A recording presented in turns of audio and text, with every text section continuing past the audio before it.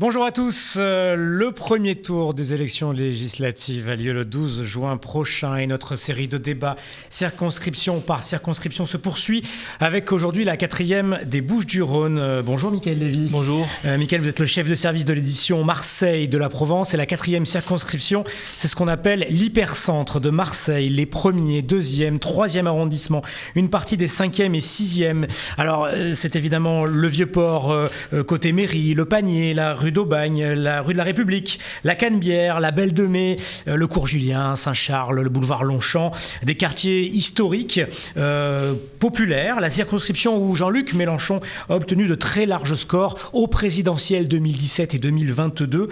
Et Jean-Luc Mélenchon s'y était d'ailleurs parachuté en 2017, brillamment élu. Il ne remet pas son mandat en jeu, mais c'est son directeur de campagne, Manuel Bompard, qui prend sa place. Bonjour Monsieur Bompard. Bonjour. Vous êtes l'un des 3 participants à ce débat de la 4e circonscription, ici ce matin en direct sur le plateau de la Provence. Alors, face à vous, ici même, il y a Najat Akodat, la candidate de la majorité présidentielle, avocate fiscaliste à Marseille. Bonjour madame. Bonjour. Et Solange Biaggi, une élue historique de la droite marseillaise, conseillère municipale et métropolitaine, qui est positive au Covid et qui nous entend depuis chez elle. Bonjour madame Biaggi. Bonjour à tous. Très bien. Oui, bonjour parfaitement. Monsieur Bompard, bonjour Madame Akodat. Alors je tiens. Oui, j'ai pas voulu vous contaminer. Donc vous êtes resté chez vous. Voilà. Vous emboucanez, comme on dit à Marseille. Très bien. J'ai signé à résidence depuis mercredi soir. Je tiens à préciser que par souci de clarté des débats, la Provence fait le choix d'inviter à chaque fois pour nos débats les 4 principaux candidats, un poids politique déterminé en fonction de plusieurs critères, les résultats à la présidentielle, l'implantation politique dans le secteur et l'historique des députés sortants. Julien Tellier pour le RN aurait dû être le 4e invité ce matin, mais il a finalement décliné. Je vous donne rapidement le nom des autres candidats de cette 4e circonscription. Elisabeth Vincenti, Mathilde Huguet, Sandrine Rastitz, Martine Dupuis, Léa Manicacci, Isabelle Bonnet, Miloud Boualem, Kauter Ben Mohamed, Majid Ben Saïd et Wali Tirera. Voilà, tout est dit. Mickaël, on attaque tout de suite avec le premier débat dans cette circonscription. On l'a dit, de la rue d'Aubagne. On parle évidemment du logement indigne. Oui, en effet, il y a un peu moins de 4 ans, l'effondrement de 2 immeubles de la rue d'Aubagne faisait 8 morts. Depuis, de nombreuses actions ont été menées conjointement par l'État, la ville, la métropole notamment, pour lutter contre l'habitat indigne. Mais concrètement, les habitants ne voient pas grand-chose de concret arriver. Monsieur Bompard, faut-il que cela passe par un arsenal législatif plus développé ? Oui, nécessairement le cadre législatif aujourd'hui est insuffisant. Cette problématique du logement est une problématique centrale, y compris et bien évidemment ici à Marseille dans cette circonscription. Jean-Luc Mélenchon, les députés de la France Insoumise avaient déposé dans la mandature une proposition de loi pour rendre effectif ce qu'on a appelé le droit au logement. Ça passe par bien évidemment construire davantage de logements sociaux parce qu'il n'y a pas suffisamment de logements aujourd'hui. Ça passe par un vaste plan de rénovation du logement insalubre. Ça passe par l'extension de ce qu'on appelle le permis de louer, c'est-à-dire que pour louer son logement, il faut que ce logement soit louable, donc qu'il soit décent. Et puis ça passe parce que c'est une mesure d'urgence dans la situation actuelle par un blocage et un encadrement des loyers. On voit bien aujourd'hui que la place du loyer dans les ressources d'une personne a pris des proportions qui sont considérables. Et donc autour de ces propositions-là, je pense qu'on peut effectivement améliorer la situation au niveau national et bien évidemment ici à Marseille. Madame Akodat, l'État a souvent tapé du poing sur la table ces dernières années avec de nombreuses visites ministérielles à la rue d'Aubagne pour mettre en place et avec une surveillance, haute surveillance on va dire, de la préfecture notamment, pour que tout le monde se mette d'accord. Mais c'est pas vraiment encore tout à fait ça, non ? Et écoutez, je suis ravie que M. Bompard fasse le service après-vente du gouvernement, finalement, parce que, comme vous l'avez dit, nous sommes sur une circonscription où nous avons 19 000 logements indignes. Donc, par rapport à une absence de prise de décision, l'État s'est pleinement saisi du sujet. Le logement, comme vous l'avez dit, c'est une question évidemment de pauvreté, de dignité humaine, de santé publique. Nous avons rencontré sur le terrain un certain nombre de personnes qui nous ont parlé de puces, de rongeurs et également de nuisibles chez eux. Donc vraiment, c'est un sujet central dans notre circonscription. Alors l'idée du permis de louer, c'est une idée qui résulte de la loi Elan. D'ailleurs, pardon Monsieur Bompard de vous le dire, mais les députés de votre groupe ont voté contre Pour autant, la loi Elan prévoit le permis de louer. Et nous avons une expérimentation de ce permis de louer au niveau de Noailles, qui a donné des bons résultats. À mai 2022, la métropole a reçu plus de 500 demandes de permis de louer qui ont permis de détecter des logements qui étaient dangereux et qui ont été signalés à la protection civile. Une partie des logements ont également été considérés comme ne pouvant pas être loués en l'état et donc 174 logements ont engagé des travaux pour les rendre justement accessibles au niveau des personnes. Et puis, moi, pour ma part, je porterai la généralisation de ce permis de louer à la fois au sein de la circonscription, à Marseille, mais également au niveau national, parce que c'est un outil de prévention. Et puis, par rapport à l'encadrement des loyers, toujours la loi Elan, c'est un dispositif qui est à Paris et à Lille, pas encore à Marseille, et je pousserai pour qu'on puisse l'avoir à Marseille. On y reviendra tranquillement sur l'encadrement des loyers. Et par rapport à peut-être le projet Marseille en grand, pour votre information, Marseille en grand, c'est l'État qui a tapé du poing sur la table et qui a alloué plusieurs milliards d'euros justement pour la rénovation urbaine et qui vise à réhabiliter 10 000 logements sur 15 ans. Vous avez 4 îlots qui ont été désignés dans notre circonscription. 2 à Noailles, à Clovis-Hugues et à Auch-Versailles. Donc là, vraiment, on a 2000 logements, 1829 pour être exact, qui sont ciblés pour un objectif à 2024. Et comment est-ce que l'on va pouvoir accélérer, parce que le temps politique et le besoin au niveau des citoyens n'est pas forcément le même, et les citoyens ont besoin tout de suite. Donc nous avons fait un point avec la fédération notamment du BTP qui nous a donné des solutions également concrètes pour pouvoir accélérer la mise en pratique. Et notamment par exemple sur les permis de construire, la dématérialisation des permis de construire. Donc ça c'est des solutions concrètes qui vont nous permettre, nous, en tant que députés, de les porter pour pouvoir accélérer la mise en œuvre. Vous allez pouvoir répondre, M. Bompard, mais on va donner la parole à Mme Biaggi. Madame Biaggi, vous faisiez partie de la majorité municipale à l'époque. Une municipalité qui avait été mise en cause par bon nombre de Marseillais. Est-ce seulement la faute à la ville ? Est-ce seulement la faute à l'État, ce qui s'était passé ? Oh, je parlerai pas de faute. Je dis qu'il y a eu ce drame et ce drame a été vraiment un drame important, mais ça n'a pas empêché pendant des années qu'on ait travaillé. Alors peut-être pas assez puisqu'il y a eu ce drame, mais à partir de ce drame, la métropole a pris en charge avec la ville de Marseille, puisque c'était encore sous notre responsabilité de la ville de Marseille, maintenant la métropole c'est toujours sur notre responsabilité, de mettre des choses en place. Mais il y avait déjà des choses en place qui étaient inscrites, comme l'opération Grand Centre-Ville, qui maintenant rentre dans la SPA-LN et le PPA. Ça a été mis en place par la métropole. Ça a été mis en place sous l'égide de Martine Vassal, avec ces engagements de l'État, ces financements de l'État, de la métropole et de la ville.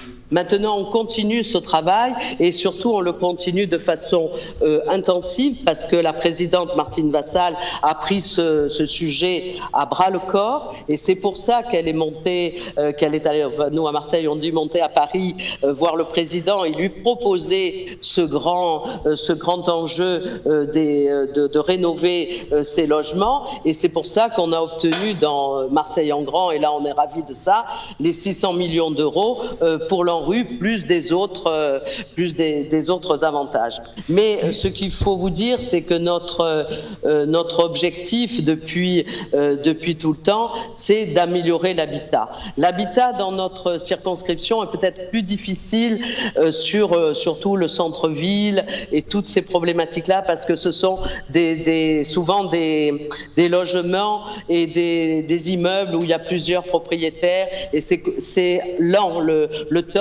temps est lent pour récupérer ces logements et les rénover.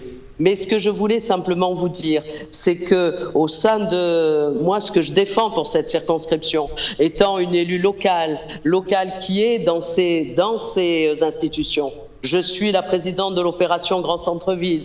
Je suis administrative à la SPA-LAIN qui est en train de justement de faire ce recensement des logements et surtout sur les 4, comme l'a dit Madame Akodad, sur les 4 îlots. C'est nous qui les avons mis en place, ces 4 îlots prioritaires. Donc les 2 premiers qui sont en place, c'est celui de Noailles et celui d'Auge-Versailles. Merci Madame Biaggi. Voilà, avec l'Euroméditerranée. Voilà, Monsieur Bompard, on l'entend, on a des élus en responsabilité, la métropole, la ville, l'État, le gouvernement, représenté par Madame Akodad ici. Bon, des choses avancent quand même. C'est pas suffisant ce qui se passe au niveau du logement indigne pour le moment. Non, mais moi, que ce soit à Marseille ou au niveau national, puisque vous briguez un mandat de député. Il ne s'agit pas de dire que rien n'a été fait. Il s'agit de dire qu'effectivement, il y a encore beaucoup de travail. Et vous m'avez mal compris si vous pensez que j'ai fait dans ma première intervention le service après-vente de l'action gouvernementale. Puisque les mesures dont vous avez vous-même parlé,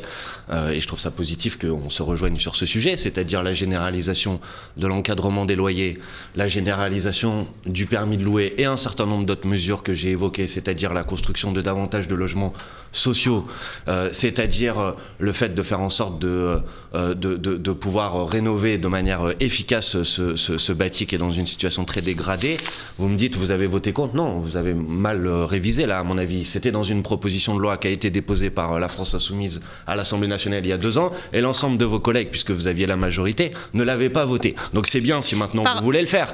Mais maintenant, moi, je veux dire aux gens qui nous écoutent. Pardon, juste, oui. C'est la loi Elan, monsieur. Non, mais j'entends, c'est dans la loi Elan. Juste, pardon, je me permets de préciser. Je vous laisse. J'ai entendu votre précision. Il n'y a pas de problème. Je veux pas être irrespectueuse. Loin de moi cette idée-là. Simplement, monsieur, c'est la loi Elan.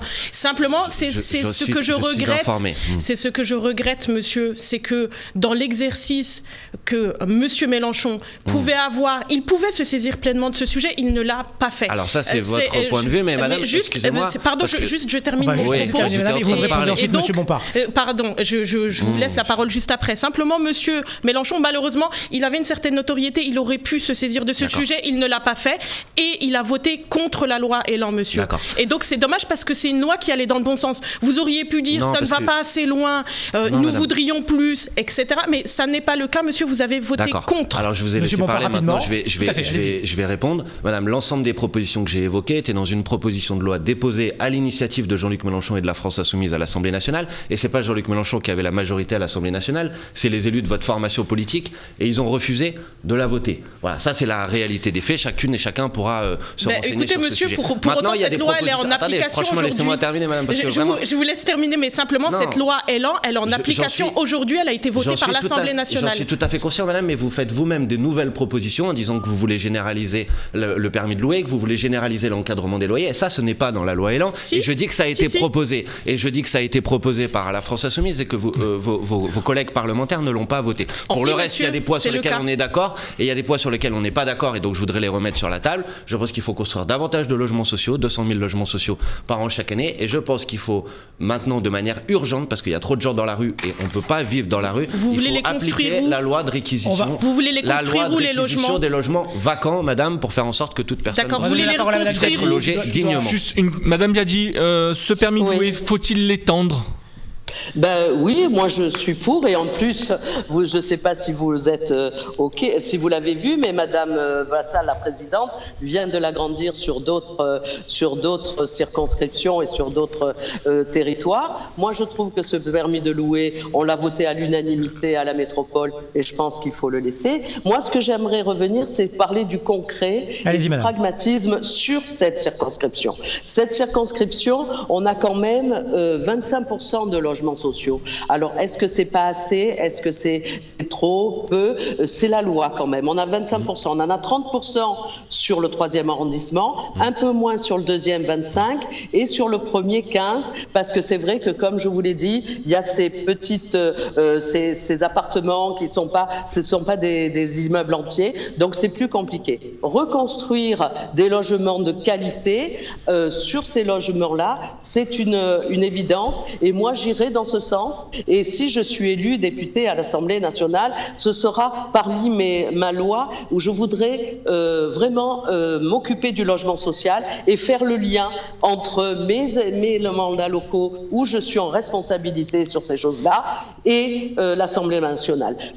Oui, l'Assemblée nationale. Ce que veulent les personnes qui vivent ici, C'est pas qu'on se dispute, c'est pas qu'on fasse des grands discours, c'est surtout qu'on s'occupe d'eux. Et à l'heure actuelle, on a fait beaucoup de choses, on n'en a pas suffisamment fait. Marseille est une ville très grande et une circonscription qui est très étendue. Il faut continuer à travailler et moi, mon objectif, il est là de travailler pour les habitants de cette circonscription. Madame Kodatch, une petite précision. Oui, une petite précision. Donc, Madame Biaggi, vous êtes élue depuis 25 ans. Vous auriez pu porter ces sujets de manière beaucoup plus forte. Aujourd'hui, le gouvernement, la réalité, c'est que l'État a dû taper sur la table pour qu'on s'occupe de ce sujet. Et aujourd'hui, moi, élue députée, je veux pousser pour que l'on ait plus de résultats concrets sur le terrain. Et simplement, pour revenir sur un aspect, nous avons aujourd'hui 8000 logements vacants sur la circonscription. Donc, nous avons aussi un sujet sur lequel nous allons nous retrouver probablement, c'est la question des passoires thermiques. Parce qu'on a le mal logement, effectivement, dans la circonscription, c'est un enjeu, mais on a également la question des passoires thermiques. Nous avons des logements où c'est un frigo l'hiver, c'est un four l'été. Donc là-dessus, on a un certain nombre de mesures qui ont déjà été mises en place et sur lesquelles il faut continuer. Pourquoi ? Parce que c'est des mesures écologiques. Dans un contexte international où le prix de l'énergie explose, donc c'est également un sujet d'indépendance vis-à-vis de ces ménages, vis-à-vis de l'État français. Et ce que l'on souhaite par rapport à cela, c'est que nous avons eu, par exemple, la prime Rénov'. C'est une prime de plus de 3 000 € qui a été allouée à différents logements pour pouvoir rénover leur habitat. On a eu 700 000 quasiment 700 000 à 2021 de logements qui en ont bénéficié. Donc, continuer pour avoir 700 000 par année de cette prime Rénov'. Et à côté de cela, ça crée des emplois parce que c'est des emplois novateurs qui proposent des solutions et donc qui vont dans le bon sens. Et c'est des emplois qui ne sont pas délocalisables. Parmi les points sur lesquels vous êtes d'accord, vous évoquiez l'encadrement des loyers. Ça changerait vraiment la donne ? Clairement qu'aujourd'hui, vous le savez, la part du loyer dans les dépenses de ménage d'une personne a pris des proportions qui sont des proportions considérables. Et donc le ramener à des proportions qui sont des proportions plus raisonnables par l'encadrement des loyers me paraît effectivement indispensable. Indispensable parce que tout simplement, il y a des gens qui n'arrivent pas aujourd'hui à finir les fins de mois. Donc ça, c'est un point, vous l'avez dit, je crois, qu'on partage. Vous avez parlé de rénovation thermique, énergétique des logements. Je suis d'accord avec vous, c'est un enjeu qui est un enjeu central. Si on veut respecter les objectifs que nous devons nous fixer, c'est-à-dire les objectifs de l'accord de Paris et limiter la hausse de la température, la question de la rénovation thermique des bâtiments, en commençant par les bâtiments publics, mais en allant bien évidemment au-delà, est indispensable. Nous, on parle dans le programme que je défends dans cette élection avec mes collègues de 800 000 rénovations de logements par an. C'est, à mon avis, le rythme qu'il faut mettre en place si on veut être en capacité de tenir ces objectifs. Et puis, vous avez parlé de 8000 logements vacants. Là, je pense que c'est un point qui nous sépare. Mais je crois que ces logements, il faut faire appliquer ce qui est dans la loi, c'est-à-dire la réquisition des logements vacants pour faire en sorte qu'on puisse être logé quand on est dans la rue aujourd'hui. C'est insupportable. Vous ne pouvez pas vous balader dans la rue et qu'il y a des gens qui dorment comme ça. Vous savez très bien que c'est insupportable. Donc il y a ces dispositions législatives qui existent et qui n'est malheureusement pas appliquée aujourd'hui. Je pense qu'il faut qu'elles soient appliquées. Madame Biaggi, parmi les difficultés rencontrées pour le logement indigne, il y a la question des marchands de sommeil qui sont pointés du doigt. Vous le disiez, vous avez souvent du mal à tous les retrouver, à retrouver tous les propriétaires et ensuite à les traduire aussi certaines devant la justice. Cependant, ces derniers mois, il y a eu des condamnations pour les marchands de sommeil, mais est-ce que vous n'avez pas l'impression que la justice est trop lente, voire trop laxiste, et ne faudrait-il pas frapper un grand coup pour faire une sorte de jurisprudence pour mettre un terme à ces marchands de sommeil ?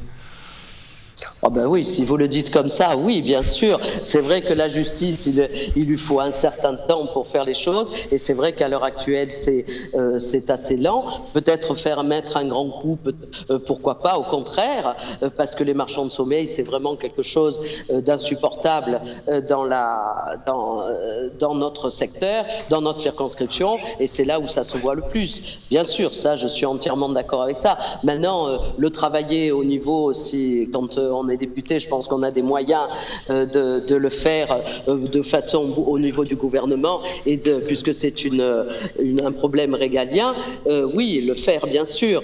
Ce que je voulais simplement répondre à Madame Akoda, d'abord je suis élue que depuis 21 ans, mais c'est quand même beaucoup sur cette ville, que je travaille énormément, mais que je n'étais pas, peut-être dommage, adjointe au logement. J'étais adjointe au commerce et au centre-ville, et je pense que j'ai fait du travail et sur cette circonscription et sur toute la ville. Mais bon, ça n'empêche pas le travail qu'il faut faire sur le logement. Ça n'empêche pas qu'il faut beaucoup travailler et bien sûr rénover le maximum de logements. Et en tant que présidente de la commission d'attribution des logements à HMP, je sais la difficulté qu'il y a, et justement là les loyers sont quand même beaucoup plus faibles, je veux dire, et permettent à des gens d'avoir des logements plus adaptés à leurs moyens, mais il faut continuer, et nous, à HMP, on est dans cette logique de beaucoup investir pour rénover tous les logements. Vous avez un mot à ajouter sur le logement avant de passer au thème suivant. Non, mais vous êtes un tout petit peu en retard sur le temps de parole, c'est pour ça. Mais un mot, mais peut-être plus général, c'est sur cette question comme sur d'autres, rappeler à celles et ceux qui nous écoutent l'enjeu de ces élections, parce que sinon on rentre tout de suite dans le vif des dossiers. Bon, l'enjeu de cette élection, il est simple. Dans 3 semaines, vous déterminez quelle est la majorité qui va gouverner ce pays pendant 5 ans. Si vous êtes d'accord avec le programme d'Emmanuel Macron, les propositions et la continuité de la politique qui a été mise en place ces dernières années, vous votez pour les candidats de la République En Marche. Si vous voulez un autre programme qui s'applique, et j'en détaille ici quelques aspects, c'est votre bulletin de vote, c'est vous qui décidez. S'il y a une majorité de députés de la nouvelle Union populaire que je représente ici à l'Assemblée nationale, alors il y aura un Premier ministre issu de nos rangs, Jean-Luc Mélenchon, et on appliquera un programme différent. C'est ça l'enjeu. Donc c'est une élection décisive, déterminante. C'est en quelque sorte le 3e tour de l'élection présidentielle. Et donc il faut se mobiliser. On va revenir sur cet aspect politique. Madame Akoda, oui, 2 choses. Tout d'abord, pour les marchands de sommeil, ça résulte encore une fois de la loi Elan. Donc ça, c'est une petite précision. Et puis, pardon, pour le 3e tour, je crois que vous êtes bon en maths. Pour passer au 3e tour, il faudrait être sélectionné au 2e. Et je vous rappelle que M. Mélenchon a perdu au 1er tour. Je ne suis pas mauvais en maths, mais je connais bien la Constitution aussi. Et je connais notamment l'article qui dit que le gouvernement conduit et détermine la politique de la nation. Absolument. Et donc, c'est le résultat de l'élection législative qui va déterminer. C'est la sémantique sur 2e, 3e tour, 4e tour. Non, ce qui n'est pas de la sémantique, c'est que si on vote pour une majorité de députés de la nouvelle Union populaire, il y a un gouvernement de la nouvelle Union populaire et un programme de la nouvelle Union populaire. On reviendra sur la partie réalité purement politique en toute fin d'émission. Auparavant, on passe au pouvoir d'achat, Michael. Oui, en effet, le pouvoir d'achat, vous vous présentez dans une circonscription dans laquelle on trouve les quartiers les plus pauvres de France, voire d'Europe, dans le 3e arrondissement. La Première ministre a récemment assuré que les retraites seraient indexées sur l'inflation, qui ne cesse d'augmenter depuis plusieurs mois. Madame Akoda, que fait-on pour les autres catégories de personnes qui ont également toutes les peines du monde à boucler les fins de mois ? Écoutez, moi je suis particulièrement sensible à ce sujet-là et je le comprends. Je comprends la difficulté du quotidien donc des personnes rencontrées. Vous l'avez dit, dans le 3e arrondissement notamment, nous avons le quartier le plus pauvre d'Europe. Nous avons 55% de la population qui vit en dessous du seuil de pauvreté dans la circonscription, contre 14% en France. Donc c'est énorme. Je peux en parler d'autant plus facilement puisque moi-même je suis née dans une famille ouvrière de 8 enfants, donc je comprends la difficulté que ces personnes rencontrent aujourd'hui. Pour ma part, sur le pouvoir d'achat, c'est avant tout l'emploi, dans un premier temps. Donc l'emploi, c'est quand même la première élection présidentielle où le chômage n'a pas été le sujet central des débats, depuis ma naissance. Donc c'est vous dire. À côté de cela, nous avons des sujets concrets sur la circonscription qui ont été financés par le gouvernement justement pour accompagner les jeunes à l'emploi. Vous avez en fait 5 structures qui ont été labellisées à Marseille et vous avez notamment Transforma qui a la friche Belle de Mai et qui est un consortium de plusieurs associations et organismes et qui aide, forme, accompagne dans les métiers de la transition numérique, énergétique, sociale, culturelle des jeunes de 18 à 30 ans pour qu'ils puissent trouver un emploi, se former sur les métiers de demain. Donc ça, c'est une première action qui a été menée et financée dans le cadre du projet Marseille en grand. Et puis, à côté de cela, vous avez Capital Jeunes Créateurs, parce qu'il y a une étude qui a été menée et 50% des jeunes ont mentionné le fait qu'ils avaient envie de lancer leur propre activité. Et donc, pour cela, nous avons ce Capital Jeunes Créateurs, qui prévoit que les jeunes ont la possibilité de lancer leur propre activité avec un coup de pouce de 3 000 € pour cela. Ensuite, nous avons des mesures concrètes qui ont déjà été menées et qui vont être menées. Oui, très rapidement. La prime Macron, le triplement de la prime Macron, 6 000 €, donc sans cotisation sociale et sans fiscalité pour les ménages qui vont en bénéficier. Si le chef d'entreprise le veut bien. Si vous avez le chèque alimentaire, adaptation, donc en fonction... moi, je pousserai pour qu'on ait une adaptation en fonction de la situation, parce qu'à Marseille, les prix sont plus importants qu'ailleurs sur le territoire. La solidarité à la source, vous avez 30% des personnes qui bénéficient des aides, qui pourraient bénéficier des aides et qui ne les réclament pas par difficulté administrative ou par accès ou par ignorance. On pousse pour l'indexation des retraites avec l'inflation. Je vous interromps parce que vous avez beaucoup d'avance. Et notamment, M. Bompard, un peu de retard sur le temps de parole. J'ai beaucoup de propositions aussi. Oui. Il faut essayer de respecter les équilibres.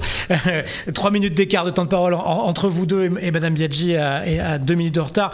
Manuel Bompard, sur le pouvoir d'achat. Alors, sur le pouvoir d'achat, nous avons justement présenté cette semaine le plan sur le pouvoir d'achat que nous mettrons en place si à l'issue des élections législatives, nous avons remporté une majorité, Jean-Luc Mélenchon est Premier ministre de ce pays. Dans ce plan, il a 6 angles, 6 axes.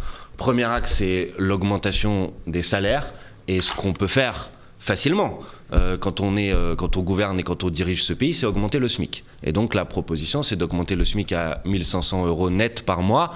Et on sait très bien que quand on augmente le SMIC, toutes les études d'économistes le disent, ça augmente ensuite tous les salaires jusqu'à peu près 2 000 €. Et après l'augmentation du SMIC, on convoque une conférence sur les salaires pour faire en sorte que les grilles salariales évoluent de manière similaire à l'augmentation du SMIC. Premier point. Deuxième point, la question des prix. On voit bien la difficulté. Les prix sont en train d'exploser et il y a des gens qui tout simplement n'arrivent plus à finir les fins de mois, qui n'arrivent plus à se chauffer, qui n'arrivent plus à se déplacer parce que le carburant est trop cher.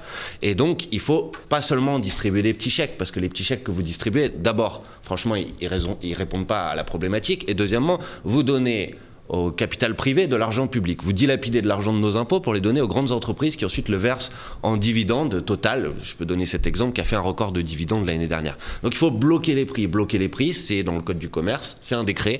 On bloque les prix du carburant, on bloque les prix de l'énergie, on bloque les prix d'un certain nombre de produits de première nécessité. C'est une mesure temporaire, transitoire, mais on le fait tout le temps qu'il est nécessaire de le faire pour que les gens retrouvent de quoi respirer un petit peu. Troisième sujet, je ne vais pas faire les 6 parce que sinon on va y passer beaucoup de temps, mais troisième sujet, l'augmentation des retraites, effectivement. Alors, les retraites sur l'inflation, bien, mais ensuite il faut aller plus loin. Il faut une retraite minimum. Nous, on propose à hauteur du SMIC pour une carrière complète et un minimum vieillesse qui soit rehaussé au niveau du seuil de pauvreté. Il faut une mesure pour les jeunes, c'est la garantie d'autonomie qu'on propose à hauteur de 1 063 € par mois pour les jeunes qui sont engagés dans une formation qualifiante, au lycée professionnel, etc. Parce qu'on sait que les jeunes, ils ont souffert très fortement de la crise du Covid. Et enfin, parce que ça c'est un sujet qui nous sépare aussi, comme les autres que je viens d'évoquer, la question des retraites, elle se traite par le montant des retraites, mais elle se traite par l'âge. Et vous savez que c'est un des sujets majeurs de cette campagne. Si vous voulez la retraite à 65 ans, vous votez pour madame. Si vous voulez la retraite à 60 ans,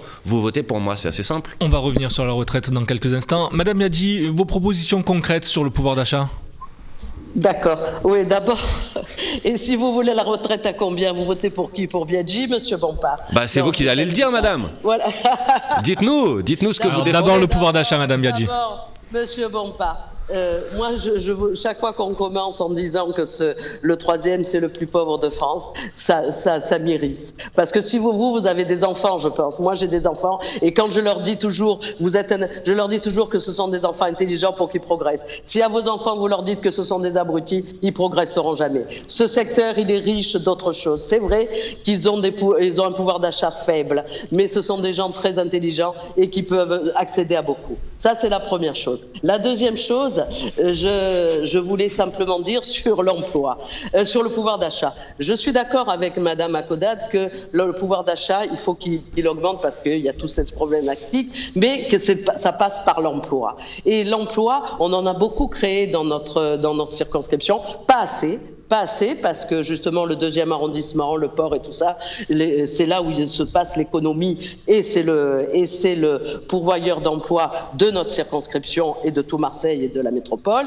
Mais ce qu'il faut en plus, c'est continuer à faire venir des entreprises, que les entreprises investissent sur notre territoire, qu'il y ait une attractivité pour développer l'emploi. Avec, en parallèle, les écoles, l'école internationale qui va arriver sur notre secteur, les écoles de formation. On a beaucoup de formations, de plateformes qui se mettent en place et qui donnent des emplois aux jeunes avec des formations courtes et qui leur donnent tout ce qu'ils peuvent obtenir rapidement, même s'ils n'ont pas un bagage important. Donc voilà ce que moi je propose. C'est que vraiment, arriver sur le pouvoir d'achat, il faut que vraiment on arrive à permettre à toutes les personnes qui n'ont pas d'emploi d'en avoir un pour qu'ils puissent vivre correctement en famille et vivre dans cette circonscription de façon agréable. Très bien. Monsieur Bompard, vous évoquiez la retraite, l'âge de départ à la retraite, 64, 65 ans pour certains, pour le programme de la majorité présidentielle. Qu'est-ce que vous proposez très rapidement ? Très rapidement, c'est un retour à l'âge de départ à la retraite à 60 ans. Je précise, ça ne veut pas dire qu'on est obligé de partir à la retraite à 60 ans. Si on a envie de continuer à travailler, on peut. Mais ça veut dire qu'on a le droit de prendre sa retraite à 60 ans avec 40 annuités de cotisation. Ça veut dire qu'il faut avoir 40 annuités pour pouvoir avoir sa retraite à taux plein. C'est donc la suppression de la décote, entre guillemets, puisque aujourd'hui, si vous voulez partir à 61, 62, c'est-à-dire en deçà de l'âge de départ, l'âge légal de départ, vous avez une pénalisation, une décote qui le rend totalement impossible. Voilà comment ce qu'on propose et comment on le finance. Puisque je sais que le sujet vient forcément sur le financement, c'est financé de manière très précise, vous pouvez le retrouver en ligne. On a fait d'ailleurs une émission, l'ensemble des mesures, des propositions que j'ai faites ici, le SMIC, le dégel du point d'indice des fonctionnaires, etc. Tout est financé dans notre programme. Sur la retraite à 60 ans, ça coûte, en fonction des instituts qui ont fait le financement, entre 60 et 90 milliards d'euros. Ça passe par l'égalité salariale entre les hommes et les femmes, je pense que c'est un objectif partagé, ça génère du surplus de cotisation, ça permet de financer une partie de la retraite à 60 ans, ça passe par une surcotisation sur les plus hauts salaires, et puis ça passe par une légère augmentation des cotisations salariales de 0,25 points, qui est lissée parce qu'il est inférieur à l'abstention. Voilà, pour être très clair et très précis. Exactement égalité du temps de parole, là, 8h30 chacun. Madame Biaggi, la retraite, c'est l'âge... La retraite, Moi, je suis pour une retraite, je pense, à 65 ans. Vous le savez, tous les pays d'Europe ont augmenté l'âge de la retraite. On a beaucoup moins de personnes, de jeunes, de personnes qui travaillent. Donc, c'est vrai que je suis pour une retraite à 65 ans, mais surtout, ce que je suis, c'est pour qu'on crée de l'emploi chaque fois. On revient sur ça, parce que M. Bompard dit, on va le financer. Mais pour le financer, il faut quoi ? Il faut que les entreprises qui investissent, qui créent de l'emploi. Je vous ai présenté un plan de financement. Oui, mais vous n'êtes pas obligé d'être d'accord avec ma proposition, mais ne me dites pas qu'elle est financée. Je ne suis pas d'accord. Madame, vous savez qu'il y a 25% des plus pauvres dans ce pays qui meurent avant 62 ans. Ça devrait nous interroger tous quand même. Ça pose un sujet. Vous allez proposer à des gens de travailler jusqu'à 65 ans, ils meurent à 62 quand même. Madame Biaggi. Oui. Écoutez, M. Bompard, vous avez dit votre proposition. Bien sûr. Je sais qu'il y a des gens qui... Voilà, moi je vous dis la mienne. Moi je pense qu'il faut donner la retraite à 65 ans. Ceux qui ont les cotisations, ils pourront partir avant. Il faut pouvoir le financer, mais je reviens sur ma problématique, et sur mon engagement, c'est de faire revenir des entreprises, pas que sur notre circonscription, sur la métropole, en France, faire revenir les gens pour que les gens aient un emploi. Parce que si vous n'avez pas d'emploi, vous n'avez pas du tout de perspective de vivre bien et longtemps. Donc ça, c'est un problème majeur sur notre territoire. Et moi, c'est sur ça que je veux jouer. Après, vous dire aussi... Attendez, je voulais vous dire quelque chose. Bon. C'est pas grave. On y reviendra juste après. Madame Akoudad, la retraite, départ progressif, 64, 65 ans, c'est vraiment irrémédiable. Je vais aborder ce sujet-là, mais j'aimerais juste élargir. Je pense qu'on se rejoint quand même sur un constat, c'est qu'on a besoin de vivre mieux, d'avoir un pouvoir d'achat suffisant, de vivre dans la dignité, parce que là, encore une fois, c'est la dignité. Ça, tout le monde est d'accord. Donc là, on est d'accord. Ensuite, sur les moyens d'y arriver, je pense que là, on n'est pas d'accord, parce que asphyxier des entreprises, et notamment des très petites entreprises, sur le secteur, sur notre circonscription, qui sortent du Covid, donc qui ont eu déjà une baisse d'activité, donc je ne pense pas que ça puisse être le moyen. Et c'est pour cette raison que les mesures qui ont été proposées par le président de la République, par le gouvernement, c'est des mesures qui permettent justement de pallier, d'améliorer le pouvoir d'achat, et en même temps, vous savez qu'on aime bien le en même temps, en même temps de pouvoir améliorer le pouvoir d'achat, notamment avec le bouclier tarifaire, avec ce que l'on évoquait sur la prime Macron. Sur les retraites, la réalité, Monsieur Bompard, c'est que vous avez Monsieur Anezo, donc qui est l'ancien conseiller de François Mitterrand, et qui a considéré que votre programme n'était pas finançable. Mais il a le droit. 332 milliards, c'est un économiste, conseiller de François Mitterrand. Il y en a d'autres qui pensent l'inverse, madame. Et donc là, moi je connais plein de gens qui pensent que votre programme est nul. Pourtant, vous pensez qu'il est bien. Mais écoutez, je pense que la caricature n'amène à rien. Moi, pour ma part, je vous parle de chiffres. Donc 332 milliards, donc 10% du PIB. Je sais que la dette pour vous, ça n'est pas un sujet. Pour autant, laisser une dette à nos enfants, à nos petits-enfants, écoutez, c'est pas mes chiffres, c'est pas moi qui ai fait le calcul. La personne que vous citez, peu importe. Confond investissement, est-ce que je peux terminer mon propos, s'il vous plaît? Oui, mais évitez de dire des choses inexactes, ça sera mieux pour le débat. Je termine juste mon propos par rapport à cela. Donc derrière, ce que vous proposez, en fait, c'est on fait croire, et puis après, on sera dans l'obligation de dire, écoutez, finalement, on a mal fait nos calculs, les calculs sont pas bons, on va devoir revenir dessus. Nous, la réalité, c'est que on engage une réforme sur les retraites, on aura une discussion avec l'ensemble des partenaires sociaux pour se mettre autour de la table, pour prendre en considération, et vous l'avez dit, on a des personnes qui ont des emplois qui présentent une pénibilité importante, et il faudra le prendre en considération. Vous avez supprimé 4 critères de pénibilité, là-dessus, avoir une retraite minimum à 1 100 € pour que les personnes puissent vivre dignement. Donc nous, on engage une discussion avec les partenaires sociaux pour trouver le bon compromis et pour ne pas faire des promesses que l'on ne pourra pas tenir. On va s'arrêter là sur la retraite parce qu'on a bien sur compris. La retraite, oui. Mais je veux juste dire quand même que madame, 30 secondes, monsieur Bompard. Vraiment. Après, on passe aux dernières questions. Vous avez un programme, vous avez votre point de vue, je le respecte. J'ai un programme, mon point de vue, respectez-le. Mais n'utilisez pas d'argument d'autorité sur c'est possible ou c'est pas possible. Parce que, ou alors on rentre dans le débat technique et vous me dites, dans le financement que nous avons fait de notre programme, quels sont les éléments qui vous paraissent irréalistes. Mais moi, le programme dont je vous parle, il a été totalement financé. Donc c'est un programme qui est applicable. Mais après, c'est des choix de priorité, vous avez raison. Allez, moi, je pense qu'il faut mettre lisez le rapport. Pour le pouvoir d'achat. Je vous conseille de lire le rapport, ça n'est pas le mien. Lisez le rapport. On va s'arrêter là sur la partie des retraites. Quelques questions politiques pour terminer cette séquence. Mickaël Lévy. Oui, monsieur Bompard d'abord. On a beaucoup critiqué l'absence de Jean-Luc Mélenchon ces dernières années sur la circonscription. Vos opposants politiques et plusieurs Marseillais que l'on a interrogés, que l'on a croisés. Concrètement, vous, est-ce que vous serez un député beaucoup plus présent si vous êtes élu? Moi, d'abord, je veux dire les choses suivantes. Les Marseillaises et les Marseillais, notamment les habitants de la 4e circonscription, ils ont voté à 54% au premier tour de l'élection présidentielle il y a quelques semaines pour Jean-Luc Mélenchon. C'est bien la preuve qu'ils ne sont pas si insatisfaits que ça du travail qu'il a réalisé depuis 5 ans, ici, comme au niveau national. Ensuite, moi, personnellement, je ne suis pas Jean-Luc Mélenchon. Je n'ai pas été candidat 2 fois à l'élection présidentielle. J'ai moins d'obligations, certainement nationales, que ce qu'il a pu avoir. Donc, bien évidemment, mon objectif est d'exercer mon mandat à l'Assemblée nationale, puisqu'on passe quand même, quand on est député, une partie importante de son temps à l'Assemblée nationale, et c'est pour ça qu'on est élu. Et effectivement, ici aussi, dans cette circonscription, puisqu'on l'a vu dans le débat, les thématiques qui sont au cœur de cette circonscription sont des thématiques qui intéressent l'ensemble des Françaises et des Français. Donc voilà, on peut avoir un rôle national, puisqu'un mandat de député est un mandat national, et le faire effectivement dans la circonscription dans laquelle on a été élu. Une question aussi politique pour Mme Akoudad. Exactement. Vous vous présentez sur une terre où la gauche a réalisé ses meilleurs scores lors des dernières élections, que ce soit notamment la présidentielle, mais même avant. N'avez-vous pas l'impression d'être envoyé au casse-pipe par votre parti? Écoutez, tout d'abord, j'aimerais distinguer, vous préciser une chose. Je ne suis pas envoyée au casse-pipe. J'ai moi-même sollicité l'investiture sur cette 4e circonscription. Je l'ai fait pourquoi ? Parce que, tout d'abord, je pense qu'il est nécessaire de distinguer les échéances et je pense que vous allez me rejoindre. Une élection n'est jamais gagnée par avance. Je suis tout à fait d'accord avec vous, madame. Et par rapport à cela, cette circonscription, elle me ressemble. Pourquoi ? Parce que nous avons les quartiers populaires. Moi-même étant issue du milieu ouvrier, je connais les considérations au quotidien et le déterminisme social qui peut en résulter parfois. J'ai eu des engagements de longue date et je continue à le faire au niveau associatif et nous avons un monde culturel et associatif sur ce territoire qui nécessite qu'on puisse continuer à les encourager. Ils font un travail formidable sur la circonscription.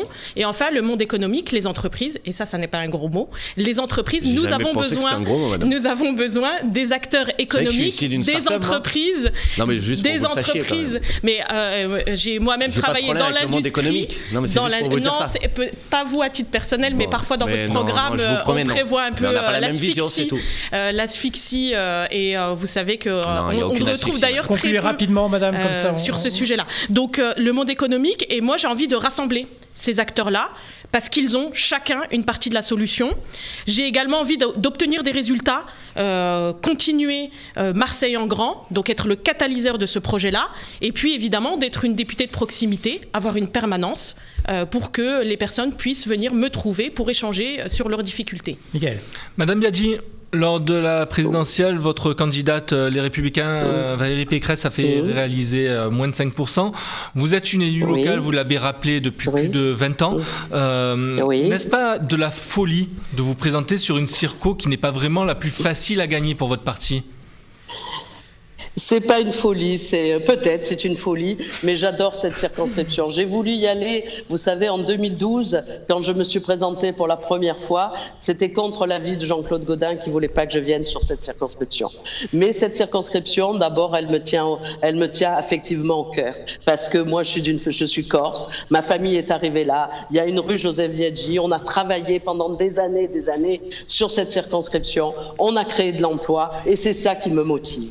Bon, ça c'est la première chose. Maintenant, Madame Pécresse a fait un très bon score, mais moi j'ai quand même gagné en 2014 les élections municipales sur cette circonscription.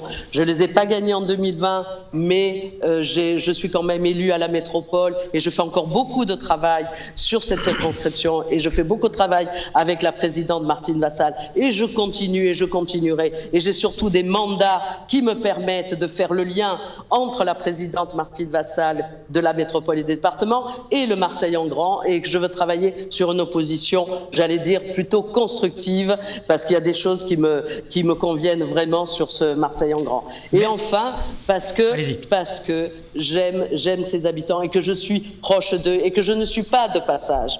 Moi, je ne suis pas de passage, je suis là depuis 10 ans. Alors à tort ou à raison, mais je suis là et je resterai là. Et c'est pour ça que c'est peut-être une folie, mais je ne lâcherai pas mes électeurs et tous les électeurs qui veulent voter pour moi, ils voteront Solange Biaggi. Et personne, bien sûr, comme on l'a dit, ne sait qu'est-ce qui va gagner cette élection et qu'est-ce qui sera au deuxième tour. Voilà, je vous remercie. Merci à vous, Madame Biaggi. Rendez-vous donc le 12 juin pour le premier tour de cette élection législative dans la 4e circonscription des Bouches-du-Rhône. Merci à vous trois d'avoir participé à ce débat passionnant. Merci à vous tous de l'avoir suivi en direct sur Facebook, sur laprovence.com. Un débat à retrouver en replay, évidemment, demain. Et j'espère que j'aurai une photo, moi, parce que je suis vous inquiétez pas, on maintient les équilibres, Madame Biaggi. Vous serez également en photo dans nos colonnes. Merci beaucoup. Rendez-vous lundi à 11h pour un autre débat. On sera sur celui de la première circonscription des Bouches-du-Rhône, donc toujours à Marseille.